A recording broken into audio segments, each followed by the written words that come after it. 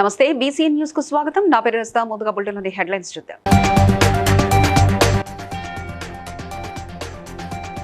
CM Revanth Reddy సమక్షంలో కాంగ్రెస్ పార్టీలో చేరిన షేర్లింగంపల్లి ఎమ్మెల్యే అరికపూడి గాంధీ.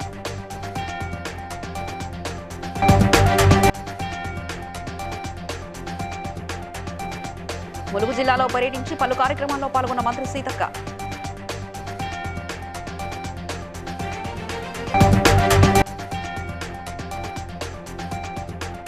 ఉజ్జయిని మహంకాళి బోనాల జాతరను వైభవంగా నిర్వహిస్తామన్న మాజీ మంత్రి ఎమ్మెల్యే తలసాని శ్రీనివాస్ యాదవ్.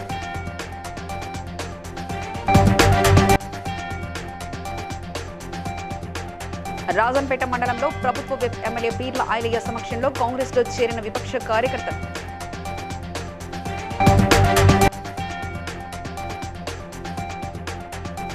మెదక్ జిల్లా ఎస్పీగా బాధ్యతలు స్వీకరించిన SP D Uday Kumar Reddy. Serilingampally MLA Arikapudi Gandhi Congress పార్టీలో చేరారు. సీఎం రేవంత్ రెడ్డి ఆయనకు కండువా కప్పి పార్టీలోకి సాధారణంగా ఆహ్వానించారు. ఎమ్మెల్యే అరికపూడి గాంధీతో పాటు Serilingampally corporator Nagendra Yadav, Miyapur corporator Uppalapati Srikanth, Chandanagar corporator Manjula, Raghunath Reddy మరియు తదితర సీనియర్ నాయకులు కాంగ్రెస్ పార్టీలో చేరారు.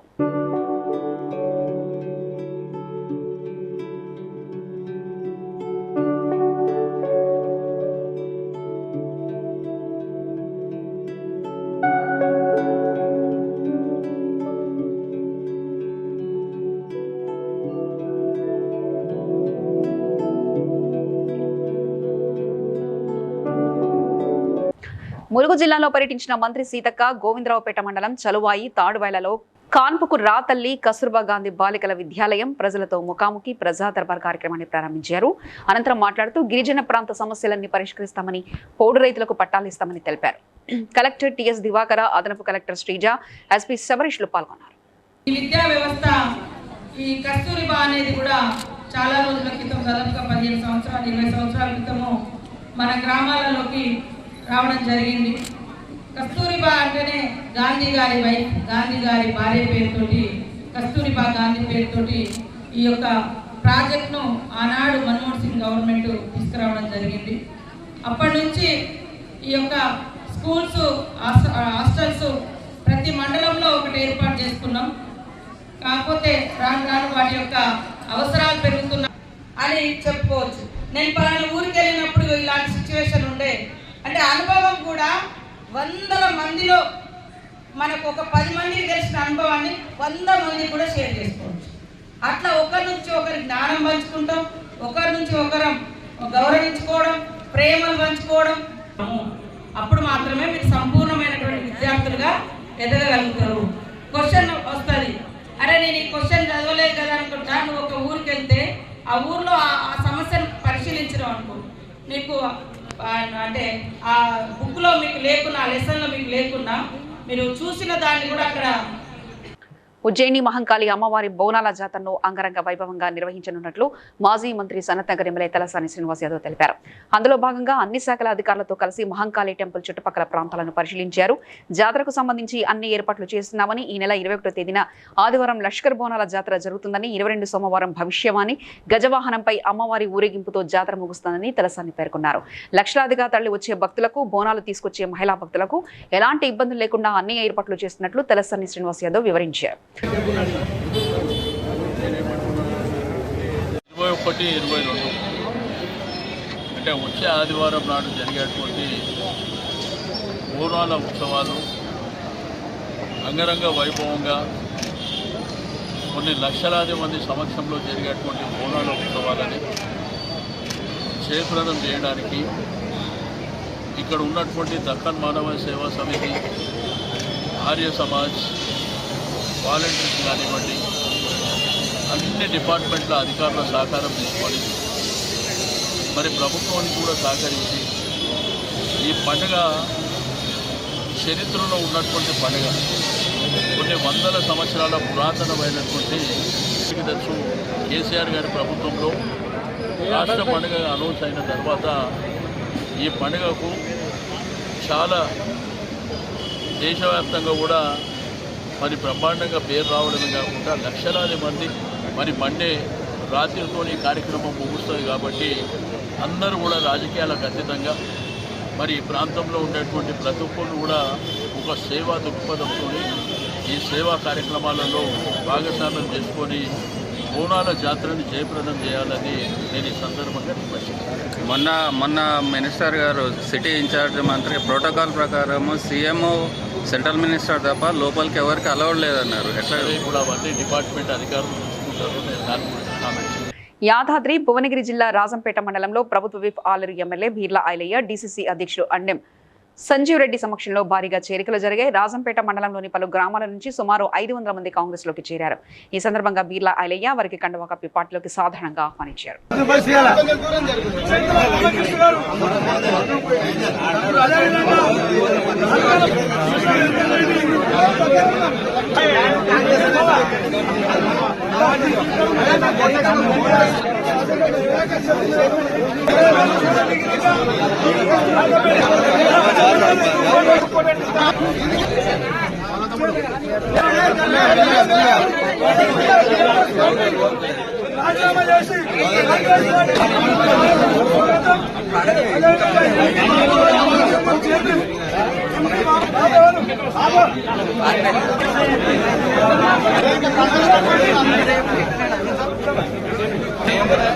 మెదక్ జిల్లా పోలీస్ ప్రధాన కార్యాలయంలో ఎస్పీగా డి ఉదయ్ కుమార్ రెడ్డి గౌరవ వందనం స్వీకరించి బాధ్యతలు స్వీకరించారు.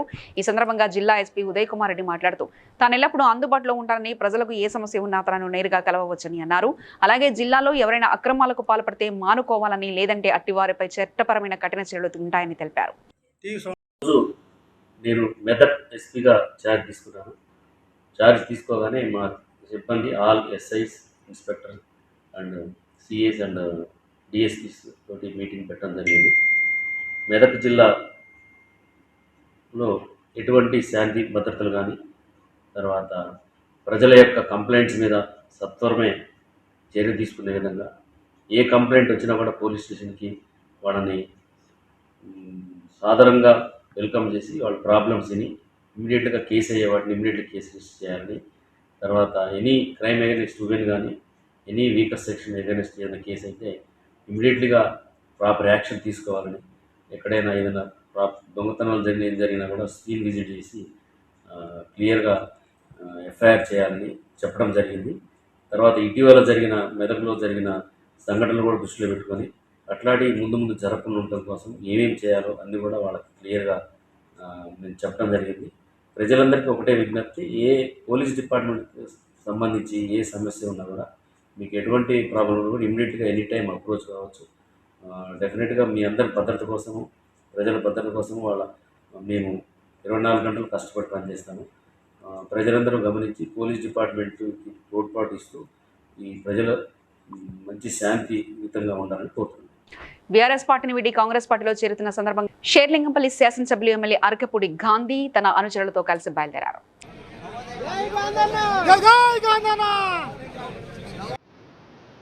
ఈరోజు కాంగ్రెస్ పార్టీలో జాయిన్ అవుతున్నాం. 10 సంవత్సరాలుగా టీఆర్ఎస్ పార్టీల అభివృద్ధి ధ్యేయంగా ముందు పోయాం. మరి ఈరోజు 7 నెలలుగా కాన్స్టిట్యున్సీలో అభివృద్ధి కుంటుపడిన విషయం ప్రజానికి అందరికీ తెలుసు. మా మిత్రులు, శ్రేయోభిలాషులు, నేను ఎవరో తెలియని రోజుల్లో కూడా నన్ను 3 సార్లు ఆశీర్వదించిన సందర్భం మీ అందరికీ తెలుసు. వాళ్ళ మనోభావాలు కాపాడాల్సిన బాధ్యత నా మీద ఉంది. తిరిగాం. ఇప్పుడు నేను ముఖ్యమంత్రి అయ్యా, వచ్చి చక్కగా పనులు చేసుకో, ఎక్కడా నేను ఇబ్బంది పెట్టను, మీ గౌరవం అభివృద్ధి ఇచ్చే బాధ్యత నాది అని చెప్పి ముఖ్యమంత్రి గారు చెప్పటం. మరి ప్రస్తుత పరిస్థితుల్లో అప్పుడు కూడా నేను కమిట్మెంట్ ఇవ్వకుండా నిన్నటి వరకు కూడా నన్ను నమ్ముకున్నటువంటి సహచర నాయకులు, మిత్రులు, శ్రేయోభిలాషులు అందరి అభిప్రాయాలు తీసుకొని నిన్న మధ్యాహ్నమే నేను వస్తున్నానని చెప్పి చెప్పడం జరిగింది. దానిలో భాగంగానే ఈరోజు కాంగ్రెస్ పార్టీలో చేస్తారు. సంగారెడ్డి జిల్లా కమ్మదనంలో ఈ నెల 10వ తేదీన జరిగే కమ్మరి కృష్ణ అనే రియల్టర్ హత్య కేసును షాద్నగర్ పోలీసులు ఛేదించారు. శంషాబాద్ జోన్ డీసీపీ రాజేష్ వివరాలు తెలిపారు. కమ్మరి కృష్ణకు 3 వివాహాలు అయ్యాయని, మొదటి భార్య కుమారుడైన కమ్మరి శివ 25 లక్షల సుపారీ ఇచ్చి బాబా శివానంద్, గణేష్, జేసీఎల్ అనే ముగ్గురిని ఒప్పందం చేసుకున్నారని, 3వ భార్య అయిన కమ్మరి పావని పేరుతో ఆస్తులు కొనుగోలు చేస్తున్నాడని, అలాగే వదిలేస్తే ఆస్తి మొత్తం 3వ భార్యకే రాస్తాడన్న కోపంతో ఈ హత్యకు పూనుకున్నట్లు తెలిపారు. నలుగురు నిందితులని అరెస్ట్ చేసి హత్యకు వాడిన 3 కత్తులతో పాటు 2 కార్లు, 1 బైక్ను స్వాధీనం చేసుకుని నిందితుల్ని రిమాండ్కు తరలించామని పోలీసులు తెలిపారు. అంటే మనకి కమ్మదానం శివారులో, షాద్నగర్ పిఎస్ లిమిట్స్ కమ్మదానం శివారులో కేకే ఫార్మ్స్ అనే ఫామ్లో ఒక కమ్మరి కృష్ణ అనే వ్యక్తిని 3 గుర్తు తెలియని వ్యక్తులు వచ్చేసి స్టాప్ చేసి గొంతు స్లిట్ చేసి చంపేసారని ఇన్పుట్ మీద మన పోలీసు వాళ్ళు అక్కడికి వెళ్తాం జరుగుతుంది. అక్కడ వర్కర్స్, ఫ్యామిలీ మెంబర్స్, వాళ్ళ వైఫ్ అందరు కూడా ఉంటారు. ఇతను పూల్ ఆఫ్ బ్లడ్లో పడిపోయి ఉంటాడు.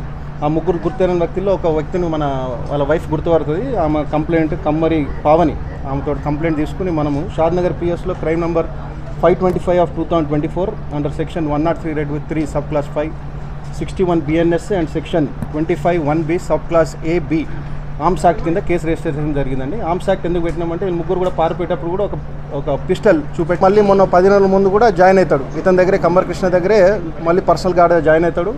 వీళ్ళు అవకాశం చూసుకుని 10వ తారీఖు రోజు సాయంత్రము ఇతను ఒక 2 తీసుకొచ్చుకుంటాడు. బిస్కుంద బాబా శివానంద్ కూడా, గణేష్, ఇంకొక జువనైల్ని కూడా ఇతనితో పాటు తెచ్చుకుంటాడు కార్లో. తెచ్చుకుని కేక్ ఎస్ ఇది ఇంకోటి ఏంటంటే మేము సీజ్ చేసుకుంది ఏంటంటే వీళ్ళు వాడిన వెపన్ వచ్చేసి టాయ్ పిస్టల్, అది ప్లాస్టిక్తో పడ్డ టాయ్ పిస్టల్. ఒక 3 కత్తులు కూడా రికవర్ చేస్తాం జరిగింది. 2 కార్లు రికవర్ చేస్తాం జరిగింది. సెల్ ఫోన్ ఒకటి రికవర్ చేస్తాం జరిగింది.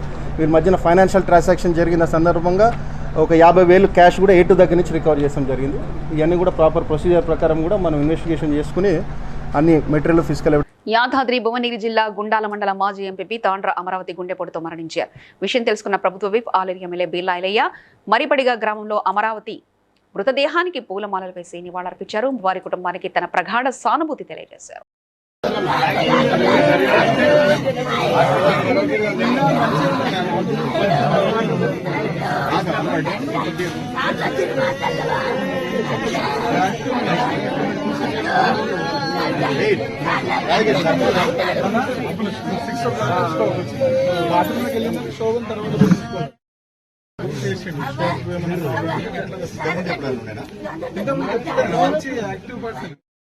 మెదక్ జిల్లా నర్సాపూర్ నియోజకవర్గ వ్యాప్తంగా నర్సాపూర్, శివంపేట మండలాల్లో త్రిబులార్ రైతులు రోడ్డెక్కారు. ఎటువంటి నష్టపరిహారం చెప్పకుండా సర్వే చేయడం మంచి పద్ధతి కాదని అధికారులను అడ్డుకుని వెనక్కి పంపారు. త్రిబులార్ సర్వే గురించి వచ్చిన ఆర్డీఓ జగదీశ్వర్ రెడ్డి రైతులతో మాట్లాడుతూ కాలువలు నీళ్లకు సంబంధించింది అయితే హైదరాబాద్ అథారిటీ వాళ్ళు చూడడం జరుగుతుందని, కానీ త్రిబులార్ నేషనల్ హైవే అథారిటీ వాళ్ళది కాబట్టి దీన్ని కలెక్టర్ చూడడం జరుగుతుందని, రైతులు అధైర్యపడాల్సిన అవసరం లేదని తెలియజేశారు.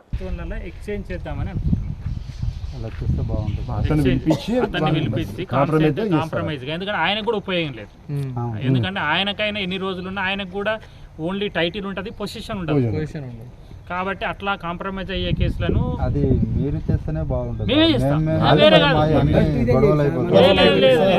కాకపోతే ఒకటి ఏంటంటే అందులో మీరు రిజిస్ట్రేషన్స్ ఒకటి ఉంటే కనుక నామినల్ వాల్యూతోన అదేమంటారు మన ఇప్పుడు ఈ ఫిజికల్ గా ఏం మారదండి. ధరణి 399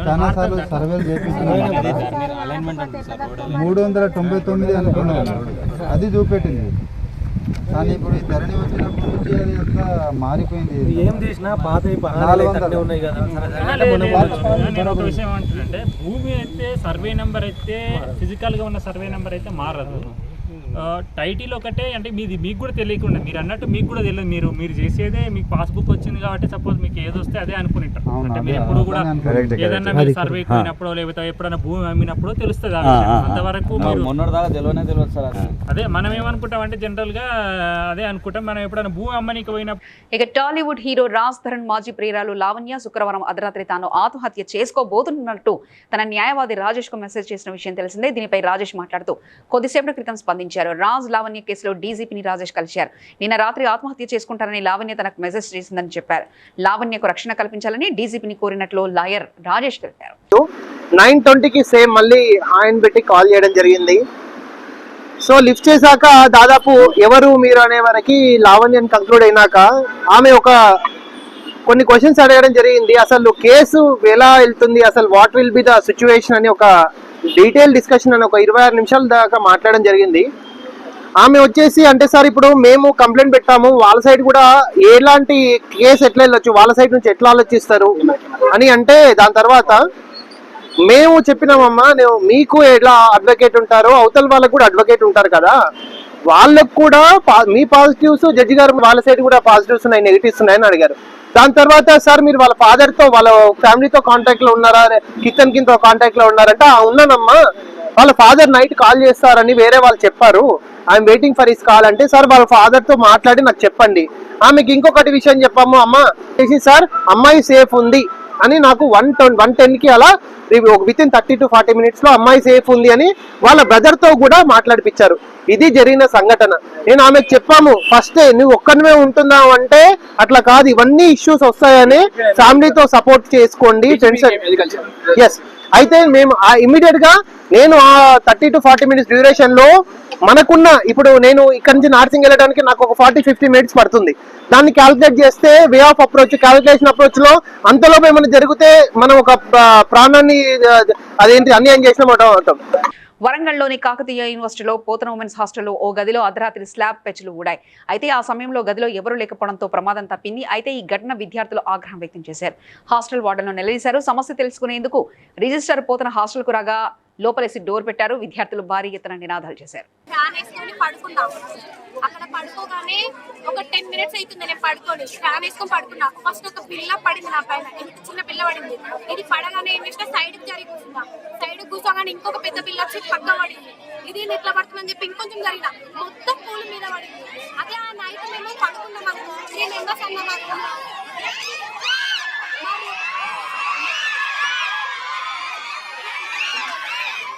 మొన్న కూడా ఫ్యాన్ పడింది కదా,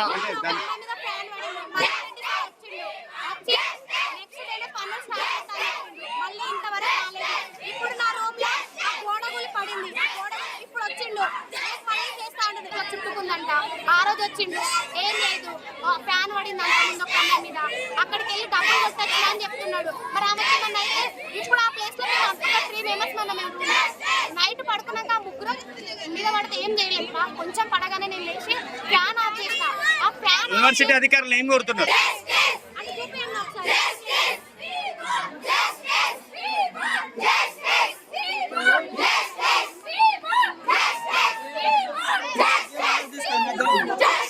ఏ డిపార్ట్మెంట్ అమ్మా మీది ఏ డిపార్ట్మెంట్ అమ్మా?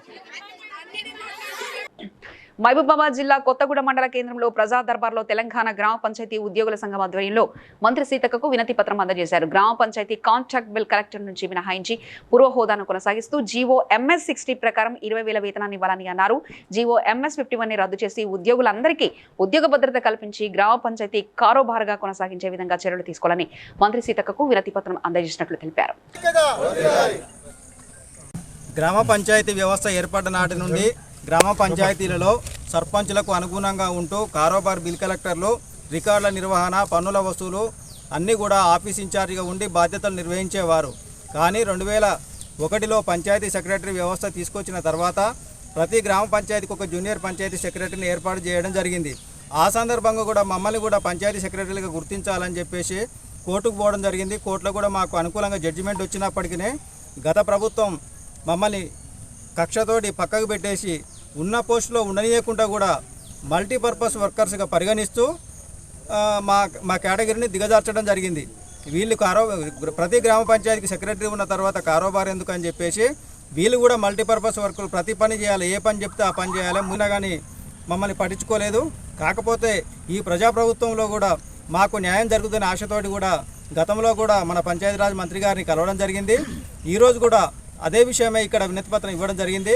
దానికి మంత్రి గారు స్పందిస్తూ మిమ్మల్ని మల్టీపర్పస్ నుంచి మినహాయిస్తూ మీ పాత కేటగిరీ, మీ పాత హోదానే మీకు కల్పించి మీకు ఈరోజు కానీ రేపు కానీ సీఎం గారితో మాట్లాడి ఆ జీవోని మొత్తమే రద్దు చేస్తామని చెప్పేసి స్పష్టంగా హామీ ఇవ్వడం జరిగింది. దానికి సంబంధించి ప్రిన్సిపల్ సెక్రటరీ గారు కూడా ఫైల్ సిద్ధం చేసిర్రు. నేను పోయిన తర్వాత వెంటనే సీఎం గారి దృష్టికి వెళ్ళి అటు విషయాన్ని పరిష్కరిస్తానని చెప్పడం జరిగింది. దాంతోపాటు చాలని వేతనాలతో పనిచేస్తున్నాము. నెలకు 9,000 రూపాయల వేతనమే ఇస్తున్నారు, కానీ పని మాత్రము 12 గంటలు చేపిస్తున్నారు అని చెప్పేసి మేడంకు విజ్ఞప్తి చేయగా ఆగస్టు 15 తర్వాత మీకు శాలరీస్ పెంచడం జరుగుతుంది. కొద్దిగా ఆర్థిక పరిస్థితి ప్రభుత్వంలో బాగాలేదు కాబట్టి అప్పటి వరకు ఓపిక పట్టమని చెప్పేసి కోరడం జరిగింది. దానికి మేము అందరం కూడా హర్షం వ్యక్తం చేయడం జరిగింది. చెప్పదండి మున్సిపల్ చైర్పర్సన్ కమిషనర్ ప్రజా ఎజెండాను ఏర్పాటు చేయడం కాకుండా సొంత ఎజెండాను జనరల్ బాడీ సమావేశాలలో అమలు చేస్తున్నారని 6వ వార్డు కౌన్సిలర్ జిల్లా municipal counselling forum chairman Vadluri Gangaraju ఆరోపించారు.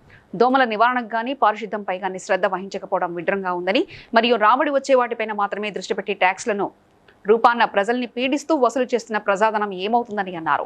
ఆఫీస్ స్టాఫ్ 20 నుంచి 30 మంది ఉన్నప్పటికీ ఎజెండా అంశాలు రూపొందించేందుకు గౌరవ సభ్యులకు సంబంధం లేకుండానే గౌరవ కౌన్సిల్ సభ్యుల యొక్క వినతిని స్వీకరించడం ఇక్కడ ఆస్కారమే లేదని విమర్శించారు. చెప్పదండి మున్సిపల్ పరిధి లోపల ప్రజా సమస్యల్ని గాలికి వదిలేసి ప్రజా ఎజెండాను అమలు చేయడం పక్కన పెట్టి మున్సిపల్ చైర్పర్సన్ సొంత ఎజెండా అంశాలను అమలు చేస్తున్నటువంటి సందర్భం చెప్పండి మున్సిపాలిటీలో ఈరోజు మనకు ఉన్నది.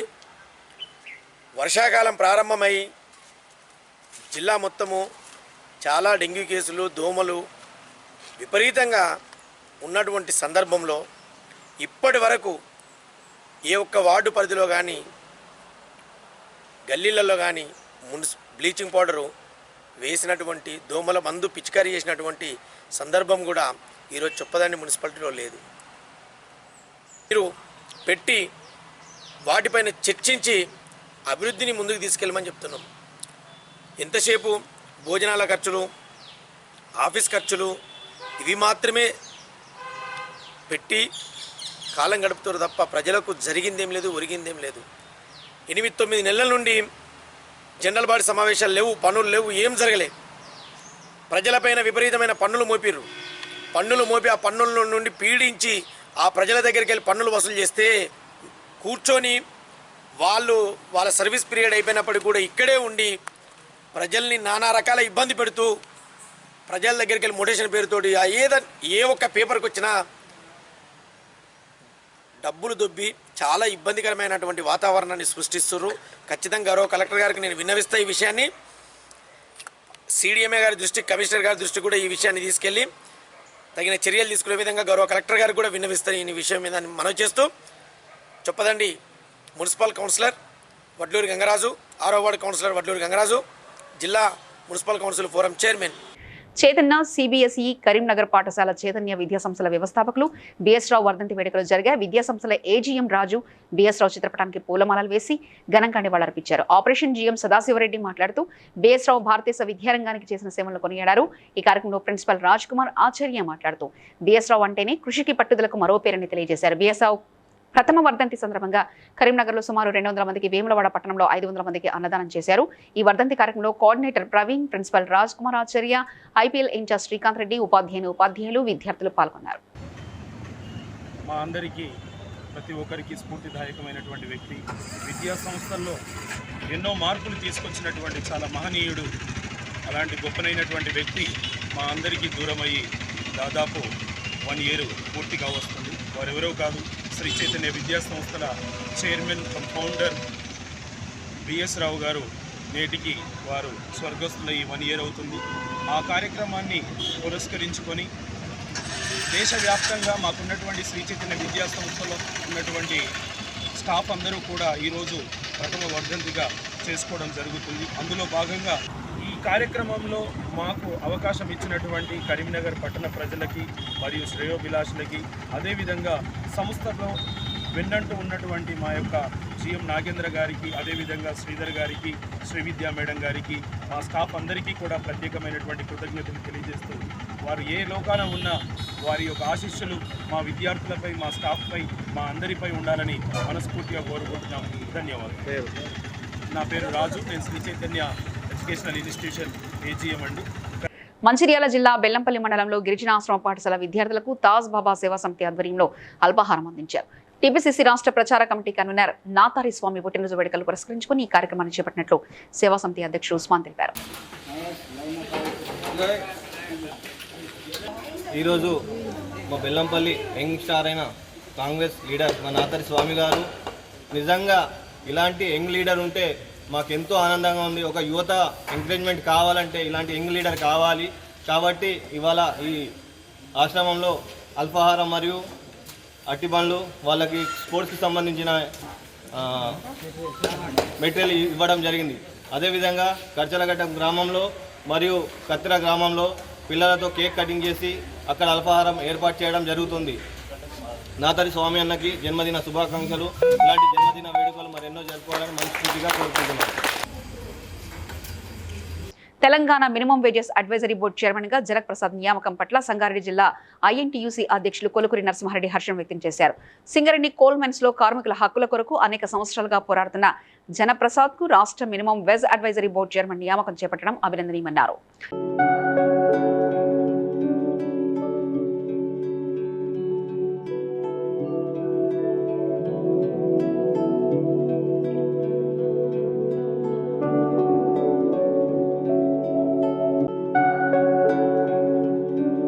భద్రాద్రి కొత్తగూడెం జిల్లా సూరావుపేట నియోజకవర్గంలో రాత్రి నుంచి కురుస్తున్న ఎడతెరిపి లేని భారీ వర్షానికి లోతట్టు ప్రాంతాలు జలమయమయ్యాయి. డ్రైనేజీలు పొంగి వరద నీరు వచ్చి ఇళ్లలోకి చేరుతుంది. రోడ్లన్నీ కాల్వలా మారాయి. రాత్రి నుంచి 24.8 మిల్లీమీటర్ల వర్షపాతం నమోదవగా పెదవాగు ప్రాజెక్టుకు 300 క్యూసెక్ల వరద నీరు వచ్చి చేరుతుంది.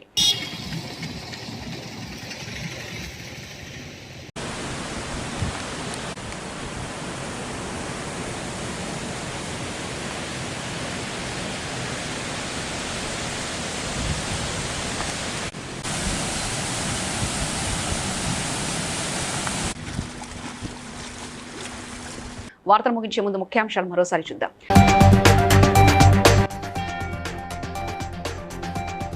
సీఎం రేవంత్ రెడ్డి సమక్షంలో కాంగ్రెస్ పార్టీలో చేరిన షేర్లింగంపల్లి ఎమ్మెల్యే అరికపూడి గాంధీ.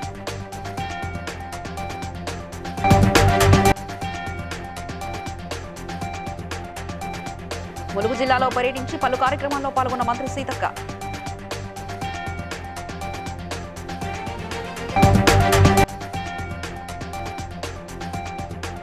ఉజ్జయిని మహంకాళి బోనాల జాతరను వైభవంగా నిర్వహిస్తామన్న మాజీ మంత్రి ఎమ్మెల్యే తెలసాని శ్రీనివాస్ యాదవ్.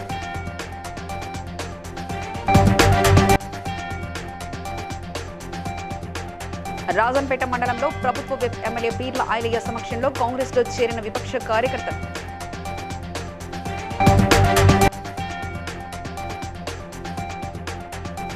మెదక్ జిల్లా ఎస్పీగా బాధ్యతలు స్వీకరించిన ఎస్పీ డి ఉదయ్ కుమార్ రెడ్డి. ఇవి ఇప్పటివరకున్న అప్డేట్స్. మరో బులెటిన్లో మళ్ళీ కలుసుకుందాం. నమస్కారం.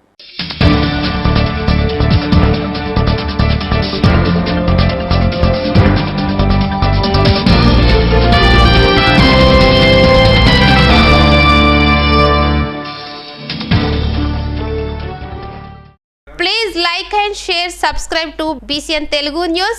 Please like, share and subscribe to BCN Telugu News.